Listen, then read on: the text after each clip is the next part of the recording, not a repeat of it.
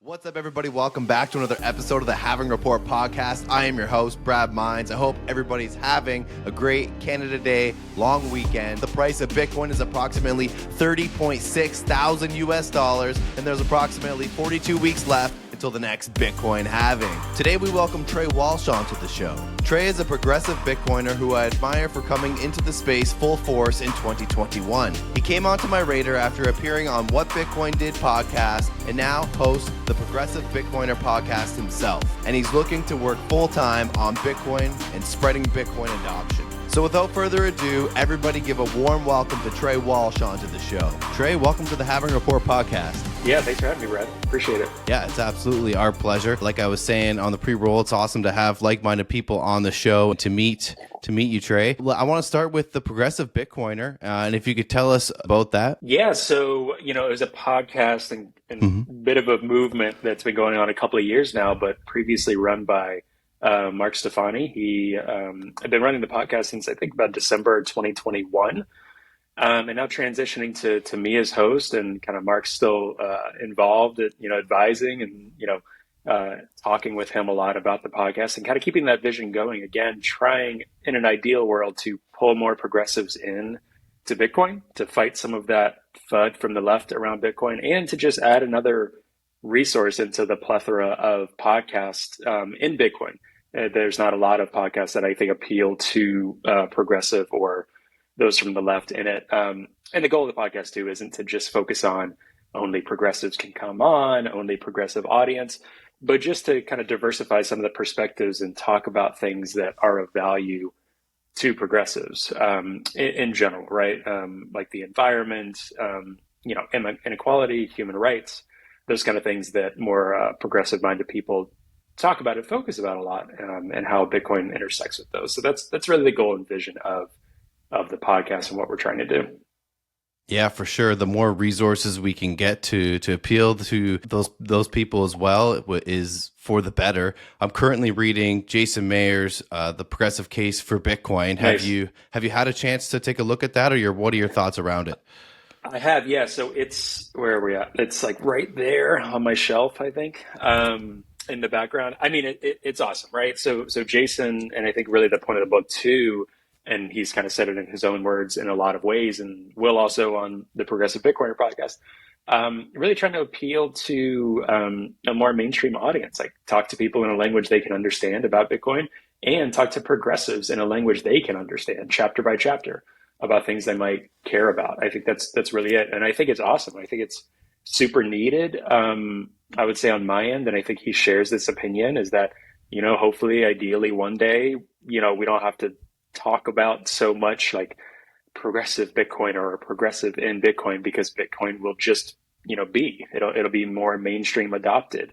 And I think we get there a little bit quicker in terms of the, especially here in the US context where I'm based, and I'm based here in New England, especially, kind of a hub for Democrats, blue, Elizabeth Warren, that kind of stuff. I think we get a bit more to mainstream adoption if we can show the culture, politics, all of this, that Bitcoin isn't about any of that, right? Bitcoin can appeal to anyone, and is a censorship resistant and open protocol, and it's meant to be better money. And that's the point, right? And kind of take it away from these political realms. So, my goal, and I think folks like Jason or whoever else, a ton of different people that are talking about progressive politics or views and, within Bitcoin, our goal isn't to try to politicize Bitcoin, and my goal isn't to try to politicize Bitcoin or say Bitcoin is progressive or Bitcoin is for Democrats or, whatever the case. It's really to take that out of it. But to do that, we have to show that Bitcoin is for everyone. And unfortunately, still in a lot of folks' mind, a lot of people don't know about Bitcoin, right? So they might be like, oh yeah, I've heard of it, or like, oh, crypto, okay. So in general, a lot of people just not really super familiar or don't even really know what it is. But then some who know what it is are really buying into the Elizabeth Warren messaging or whatever else about it's for criminals, money laundering. It's not promoting our goals in climate change. It's actually negatively affecting the climate and all of this different stuff that, we gotta still battle against. They're winning that argument on the left currently.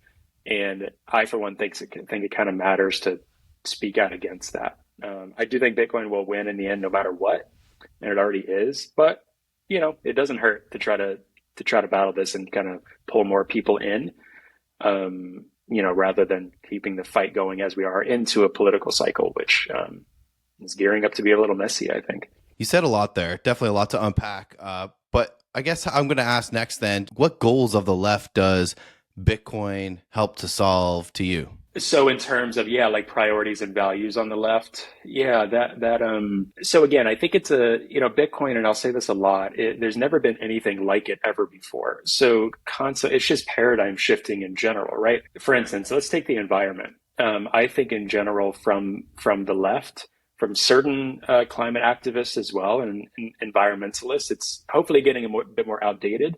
There's the notion that any energy expense at all or using energy at all is kind of bad.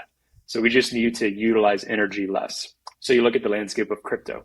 Bitcoin uses energy and uses a lot of energy and will keep using more and more energy in an ideal world in the proof of work system, right? So kind of vilifying proof of work in general, saying it's bad for the environment because it uses electricity.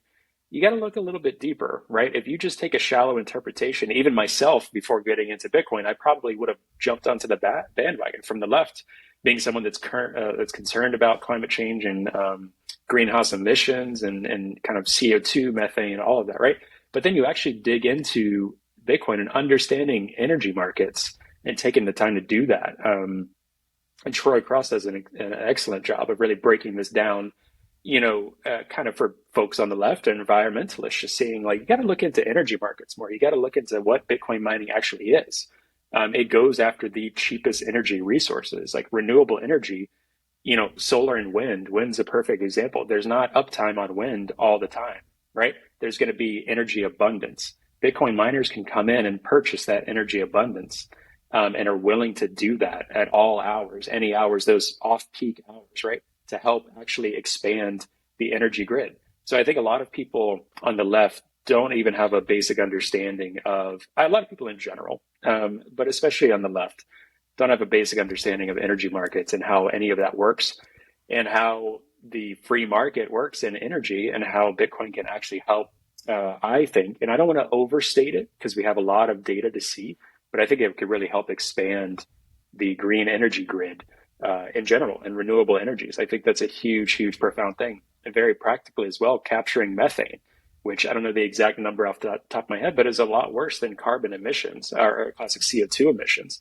So if we kind of eliminate, reduce methane emissions, that actually fights and goes towards our climate goals. And Bitcoin miners can capture that methane and reproduce it into CO2, right? Which is a lot less harmful and kind of get us towards that goal, right? So those are the incremental changes that are realistic, right? Because on my end personally, when you look at the climate change movement, climate activists, a lot of folks, a lot of governments, we're losing that battle.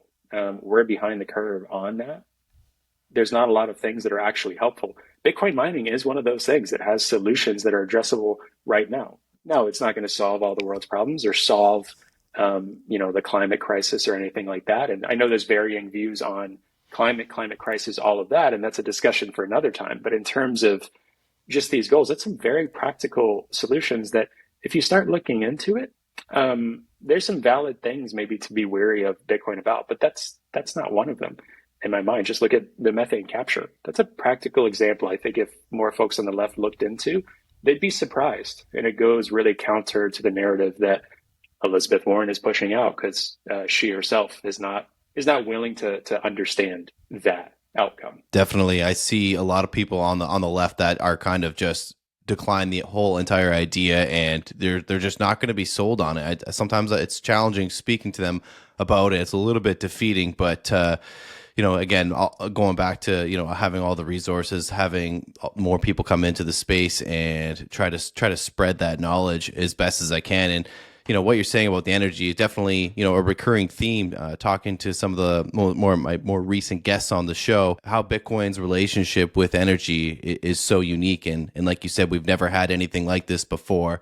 Trey, I want to shift a little bit to you. You've been public about going through changes right now. You're looking to work full time in the Bitcoin space. I'm wondering if you could tell us a little bit about that, and if you've made any headway at this point.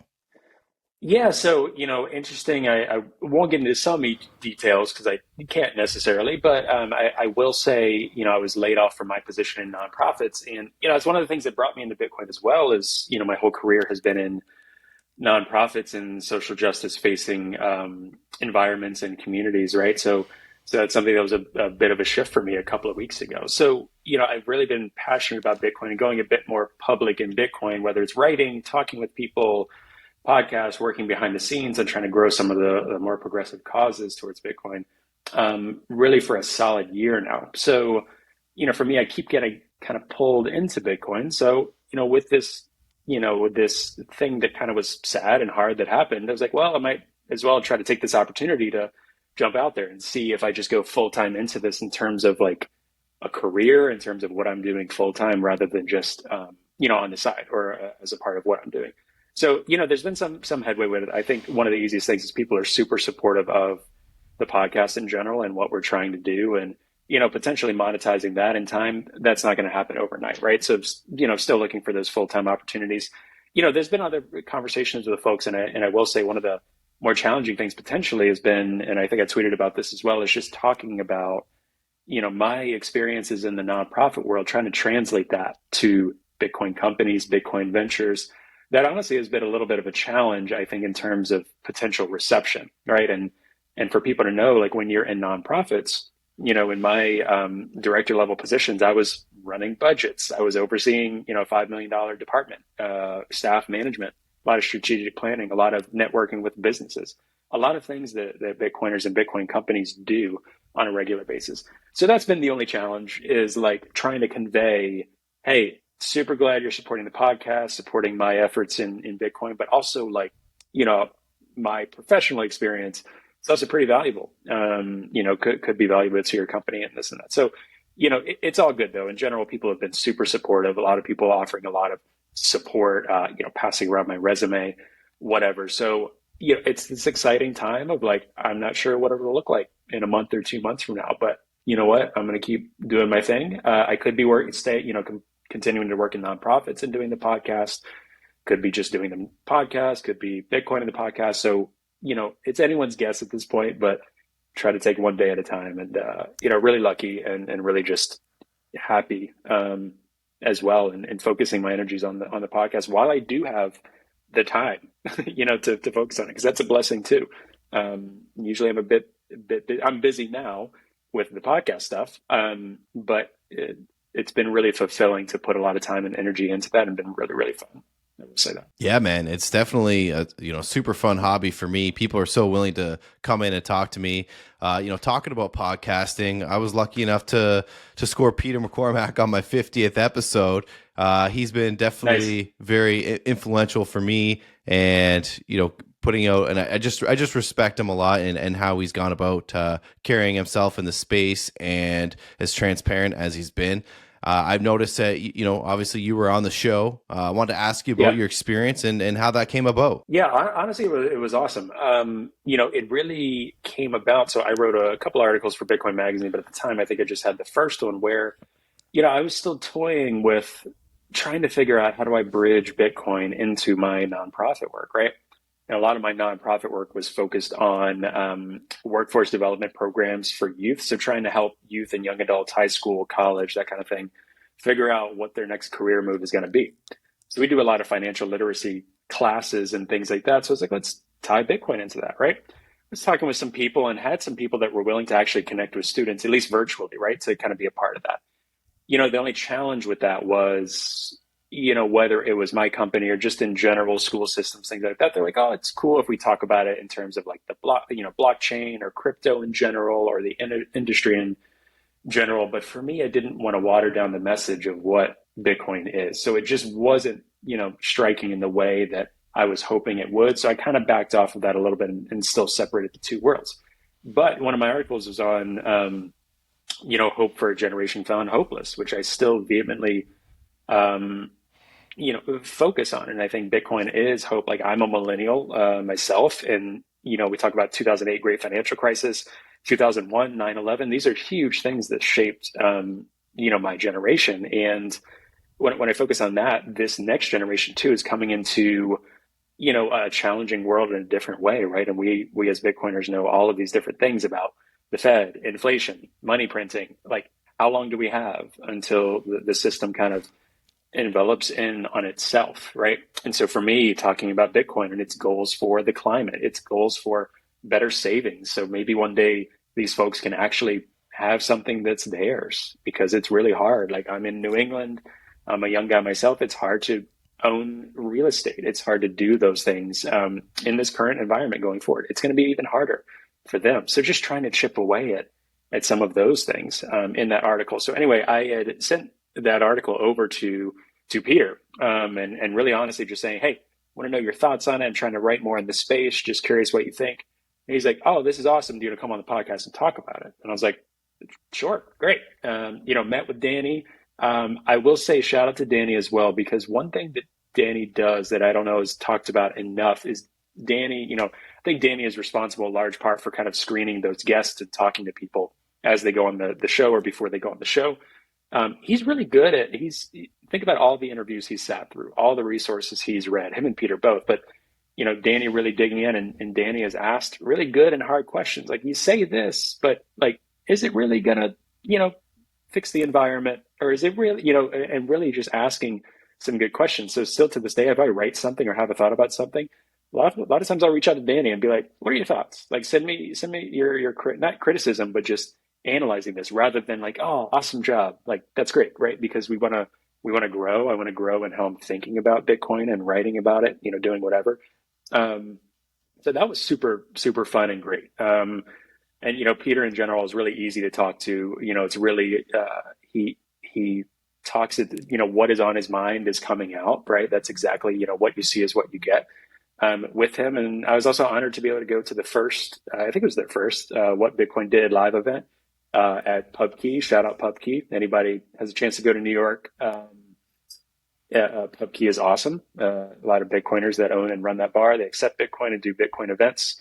So they had a What Bitcoin Did live show down there. It was super fun. So all in all, it was just a great experience and really such a whirlwind as well, to listen to it, watch the show forever, and then be on it was super fun and great, honestly. I imagine so. And you're completely right. Danny, I've been following Danny too on Twitter for a while, and I've been meaning to reach out to him, and I'd love to have him on it and talk to him, because obviously a well-resourced person, right? Yeah, I'd be curious if he accepts. I don't know if he's been. I know he's done a lot of the events kind of with Peter. Yeah, I'm not sure if he does podcasts or not, but hey, yeah, you never know. They're busy too. They're busy, but I think absolutely, if you could get him on, like, go for it. That would be awesome. A lot of people would listen to it. He's a smart guy. Yeah. Trey, personally, I was off a lot in June. Burned a lot of my holidays from work, so I was traveling a lot. I've kind of been out of the space a little bit the last few weeks. I'm wondering if you can catch me up. What's going on with Coinbase and the SEC? Do you know where we're at with this? Yeah, what's funny is I plan on having a couple of folks on Progressive Bitcoiner to talk a little bit more about this as well, just that regulation in general. So, it's been a cat and mouse chase with Coinbase and the SEC, and there's a lot of other folks that I think would have a lot more knowledge on this in general to talk about. I'm definitely interested in it, but there's folks that are lawyers, there's folks that are kind of in, breathing this day in and day out. But I would say that it's a classic cat and mouse chase, and I think 30,000 foot view for me personally, a lot of the SEC and the way they've been operating, and again, separating myself as a progressive, like I don't even know in general what the view from the left is supposed to be of the SEC. Like, yes, Gary Gensler is technically kind of a de facto arm of the Biden administration as well, but at the end of the day, me personally, I think Coinbase will probably win a lot of these settlements in court. And I think Gary Gensler and the SEC is really fighting a battle they're going to lose, right? At the end of the day, I'm a Bitcoiner. I think Coinbase and a lot of the altcoins, shitcoins, whatever they're running, and a lot of the ways they do business, are things to be concerned about. I will still advocate, if you buy on an exchange, please learn how to self-custody and own your Bitcoin. That's kind of the point, is to own your private keys so that you can utilize it and that be your Bitcoin. I think Coinbase is one of the worst operators in the space and one of the biggest Ponzi schemes? Not necessarily, compared to some of the other things we've seen as well. And Prime Trust is another example. Just today, they were breaking some news with some things that came out in terms of funds that they just lost access to, right? So there's always a risk with that, right? And I think people, need to decide for themselves and first and foremost, learn about Bitcoin, try to understand it the best you can. If you don't understand it, reach out to someone on Twitter, message them, be like, hey, can you tell me like how self-custody, can you tell me, like people are willing to help and assist in this space, just in terms of like showing people the ropes, because we want more Bitcoiners. That's how this thing grows. So don't be afraid to ask and reach out. And there's tons of resources to look up online. But with anything, like try to research for yourself first, because you want to try to understand. Don't not research first and then just ask, or just try to jump into the first thing you see because you're scared the price is going to go up and you're going to miss it or this and that. Just educate yourself really, really well. So again, Coinbase, SEC, they could be going back and forth on lawsuits for the next year, 2 years, 5 years. It seems that Coinbase is really dedicated to being probably one of the, platforms, custodians, companies, them and Binance, that are probably going to try to battle as much as possible, even though they're very distinct. So I'll say in the US context, Coinbase is putting a lot of effort into their legal team to battle for the crypto industry in general. Regulation, and this regulation that's very direct in some ways but vague in others, and there's all sorts of different personal opinions even amongst prominent Bitcoiners about, are the rules vague, are they not?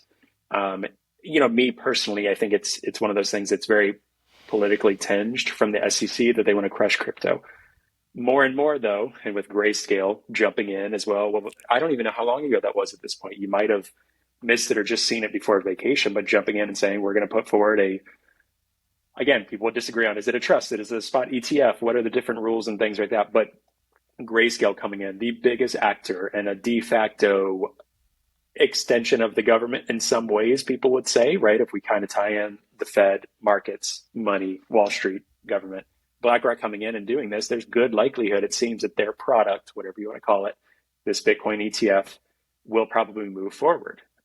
It seems like that's what's going to happen in all likelihood, from a lot of different resources and things that I've read. It seems like that's in general. Now, again, they could not, but it seems like that happening, and what's getting towards that. The SEC doesn't have much left in terms of stopping. Again, we know they can never stop Bitcoin, but I mean, in terms of making it a political headache and nightmare for America, for American citizens, for miners in the US, all of that stuff, they're running out of steam with that. They're running out of credible arguments that would stand up in court. And I think that's one thing we see. So when people see headlines, take a step back, take a breath. When you look at anything in finance, like FTX, for example, those court cases will be battled out for like the next decade. It takes a while in these types of things. I think the same thing with any of these SEC battles. You'll slowly see things that trickle out in court decisions over time, rather than Twitter headlines or this, they're suing. Well, they might sue in that moment. It's going to take another 1-2 years to actually go to court, all of these things. So it's a very frustrating and slow pace. But again, I also respect the people and the folks that say, just keep stacking. Like if we believe in Bitcoin and see it for what it is, keep stacking, and the rest of this stuff will work itself out. They're going to lose this battle. For sure. Once the court case happens, my interest is so lost on things like, for instance, I've lost some now in BlockFi. Not a whole lot, but I had a little bit left in BlockFi. Sure. I was able to withdraw most of it before they stopped withdrawals, but now it's like I don't even try following it. For me to follow all these details and follow these court cases and lawsuits for all this time to come, I'd rather just like focus in on what I should be, and that's learning more about Bitcoin. What aspects, if any, of Bitcoin are you interested in learning more about? Oh, that's a great question. Consistently all of it, like my natural disposition in this space, I was a sociology undergrad, like very liberal arts, philosophy, social theory. That's kind of where my brain gravitates towards, and why you might see me talk a lot about culture, about people groups. And Bitcoin is a technology, it's code, but it's also a social, political movement, all of these things. So naturally, I like to think and explore those things.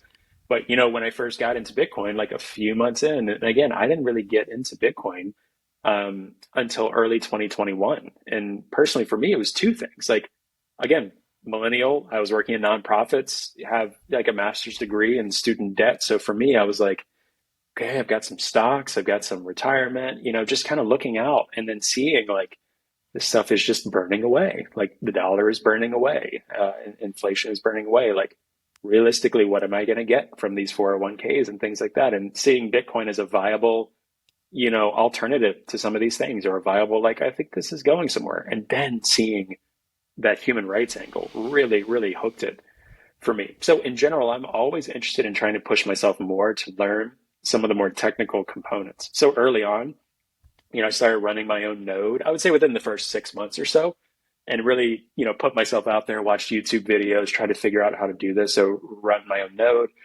I'm trying to explore more and more Lightning channels, like, manage and run some myself, but interested in that. I'd say next, though, for me on a technological aspect, because I'm always kind of looking at like politics, the markets of it, philosophy, sociology of it. For me, other layer 2 and layer 3 options, I always try to like look into that. And I feel like I'm still a bit out of the loop on some of these things. I want to explore more like Cashew, like not just Lightning. I think Lightning's great. I really believe in Lightning, want to see it continue to be built out and scaled out and supported and support real investment in it. I think it's super needed, but it's not going to be the only peer-to-peer way to exchange Bitcoin in small amounts. We've seen some other solutions that are coming out, and my natural headspace, like I'm not a coder, I'm not technical in that way, but trying to push myself to do more of that. Maybe it gets to the point where I do that a little bit or dabble. ChatGPT is making it easier, that's for sure. The technical components, layer 2, layer 3, I'm always trying to look and explore more of those things, because that's actually like putting Bitcoin to use. And I have so much respect for people that are building out those companies that 5-10 years from now, they could be our standard MasterCard, whatever it is. That's an aggressive timeline, but I think crazier things have happened. Like things are happening really fast, like really fast. Well, I'm confident that those are, skills needed of the future, right? So it really seems like you're preparing yourself for the future, man. I want to ask you, what outlets and resources are you currently using for buying, selling, if you are, hodling, those types of things, right? And learning resources, of course, too. Yeah, for sure. I mean, it's all over the place in terms of resources. Like for the longest time, there was some introduction to people that I had through like Peter's podcast, what Bitcoin did, and jumping through the rabbit hole on different folks there. Early on, I looked into Alex Gladstein and Willy Woo, who studied on-chain data. And Willy, I think, has taken a step back a little bit from like podcast appearance and things like that, but he's still tweeting, he's still putting out data, things like that. For me personally, like huge shout out to Saz Mining as well. They're an awesome company that focuses on Bitcoin mining, and you can purchase rigs through them, and they host them at different sites as well. So it's not necessarily cloud mining. Like it's you own the rig, you purchase the rig, and then I get Bitcoin through them in my wallet, basically every 12 days or so. So I'm really stacking through mining. I'm not doing home mining yet. That would be cool. Maybe that's something I look into more when, maybe I have a better place suited for it. We'll see. So Saz Mining is where I'm getting things from. I even tweeted it today. In terms of Lightning Wallet, I think Phoenix is doing an awesome job with their Lightning Wallet, and you can open Lightning channels from your mobile phone. Like it is self-custody, and you're opening channels on your mobile phone itself. Zeus is awesome. Their Lightning Wallet as well, and you can connect it to your own node. So utilizing them in terms of that. But in general, I think my biggest thing for people when you're first getting into Bitcoin, for me, what I did I don't even remember where I first purchased from. It could have been Coinbase. It could have been something like that, right? There's KYC, no KYC, and I think the ultimate goal and privacy goal is try to get your Bitcoin no KYC, which just means not getting it from an exchange or getting it from a place that has to verify your information or your ID or your contact info, right? Some Bitcoin ATMs still are no KYC, peer-to-peer marketplaces, like Bisq is one, HODL, places like that, right? But again, if that's all too overwhelming for you, people have different opinions on this, right? If that's too overwhelming for you, don't start there, right? If you're already on Robinhood, like trading stocks, right? Or you have stocks on Robinhood. You can purchase Bitcoin on Robinhood, and you can withdraw from Robinhood. You throw $500 in there, buy $500 worth of Sats and Bitcoin, withdraw it. You can download. I have an iPhone, so early on I downloaded Moon Wallet, and they do Lightning. They kind of do a swap thing on the back end, but it's Lightning and Bitcoin address. You can download or withdraw to your Moon Wallet. You have a seed phrase, 12 words to write down, to memorize, whatever, and you own that Bitcoin, right? I did that in the first couple of weeks of getting into Bitcoin because I just seen enough about, the whole point of Bitcoin is that I don't have to trust that Bank of America and the government are going to do what they're saying, that your money's there. Like it's numbers on a screen. And I think once people start realizing that, it's really cool that I have Moon Wallet and can have Bitcoin right in there, right?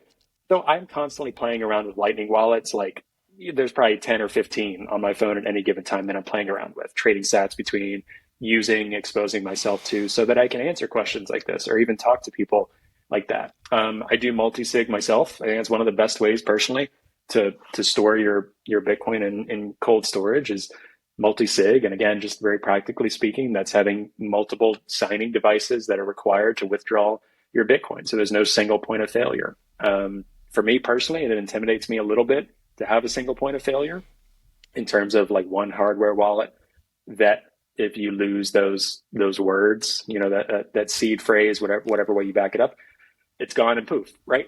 And again, everyone, there's many different ways to do it. But it's also the competition of ideas. We're so early on.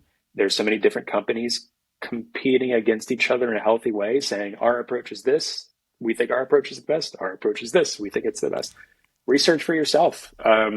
See what fits you best and understand the trade-offs, right? For some people, one trade-off in one point is okay for them, right? And in a way that makes them feel a bit more comfortable. It's all about that personal preference, right?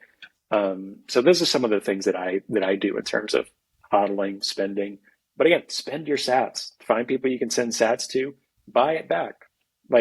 Spend your sats. Don't just sit on it, right? Spend. And I understand depending on where you're at in the world, the different tax implications and things like that for that. So again, use your best judgment, not giving financial advice, not saying what you should or shouldn't do, but start playing around with that. It's fun to use it. It's super fun to use it. I've certainly, interacted with my fair share of interactions on blockchain and Bitcoin. I'm up here in Canada, and every transaction that we do, every time I sell it, every time I buy something with Bitcoin, I have to track that and claim that on taxes if I'm doing that. So me personally, I've just been a hodler, but I mean, I could see, obviously these payment mechanisms are eventually going to come on board, and there's going to be a day where I want to use my Bitcoin like the way we use fiat today, right? And if people do that, like that also makes a ton of sense, right? I think that's a reality we need to say as well, is like, governments can't stop Bitcoin, but like in Canada, in the US, they can be really difficult to use, right? And they can effectively in some ways stop people from using and holding it if they wanted to. In the US, I don't think that will stand in court, as they're already backing down a little bit, like I said. But you're right. It can make it challenging if technically on paper, they're saying it's a taxable event every time you spend Bitcoin. It's considered a commodity. It's considered property. It's considered, whatever it's considered in a lot of different countries. So totally also get people that are like, I'm just going to spend because I'm playing this by the book because I'm not going to mess around. Totally get that as well. Have you ever been up here to Canada, Trey? I have. So one of my favorite cities in the world is Vancouver. Love Vancouver. Montreal as well. Being here in New England, that's a little bit closer to me. It's probably like 8 hours away here. So love Canada. Absolutely love Canada. Yeah. Awesome, man. Yeah, I agree. Vancouver's probably the most ideal place to be in Canada to get the best weather. Is there anything that we haven't talked about in Bitcoin or about you, Trey, that you'd like to bring up today? Oh, man. It's funny, going to meetups, talking to different people and things like that. Sometimes I'm like, I was at a meetup last Friday, and sometimes I joke with people because we were talking about the ETFs and things. And I was like, can we just not talk about Bitcoin for a little bit? Which is funny because obviously I love talking about it, but also there's something about being with Bitcoiners and not necessarily. But no, in terms of, Bitcoin, I think we covered a lot of what I'm focusing on, right? Just trying to pour a lot of time and energy into the Progressive Bitcoiner podcast, keep carrying forward the good work that Mark and a lot of other people, Tom Maxwell, who previously produced a lot of the episodes, keep moving forward the great work they have been doing the past year and a half, and taking that seriously. So it's been a lot of my time and effort in the space. But no, honestly, I'm really excited, for the next year or so, heading into the next halving. The name of your show, of course. It's going to be really, really interesting. And again, like I said, you've been in it longer than me. It's been obviously interesting every step of the way, since I got in not that long ago in early 2021. This is going to be a really interesting 6 months, year coming down the road, and you'll have a lot to talk about with guests consistently, I think. For sure, man. In the past, we usually see quite the run up afterwards. So I think we're all excited for that, for Bitcoiners to be heroes again. I think it's inevitable. Trey, any final comments, words of wisdom? If not, just let us know where we can follow you and learn more. Yeah, so I'm on Twitter at Trey Walsh. Would love for people to reach out on Nostr too. I love using Nostr, but again, most people are on Twitter at this point, right? So, I'm on Nostr as well. My InPub stuff's on Twitter. Progressive Bitcoiner is on Twitter. It's Progressive BTCR. Handle's too long to have the full name. Trying to kind of get TPB going as well. 3 letters with the podcast. That Twitter handle is already taken. So, I actually know it's too short. It has to be at least 4 characters. So you could follow the Progressive, Bitcoiner. The website is theprogressivebitcoiner.com. But yeah, I'm on Twitter. DMs are open. And I'm around. I would say, go to local meetups, connect with the local people and local Bitcoiners in your community, if you can. And when the price does run up in US dollars, be careful, do your research, check out what new companies are popping up, do your research, and just stack sats and self-custody, and you'll be all right. I love it, man. Speaking of Twitter handles, I used to have Brad Mines, and I changed it at some point, and then I couldn't go back because it has admin in it, ADMIN. So I'm no longer Brad Mines on Twitter. I'm BitFi Warrior, which is the hardware wallet that I use. But thanks again, Trey. Yeah. Man, I will be in touch. Of course. Thanks, Trey. All right. Sounds good. Appreciate it. See ya. Hey you, thanks for listening to the Halving Report podcast. If you like the show and want to support, subscribe on your favorite podcast platform and be sure to leave us a comment. Follow us on Twitter and Instagram at Halving Report. If you're a Canadian and you want to buy Bitcoin or cryptocurrency for the first time, get a $20 bonus when you go to bitbuy.ca/halving. If you want $30 off the ultimate digital asset security device BitFi, go to halvingreport.com/bitfi for more information. Until next time, I'm Brad Mines.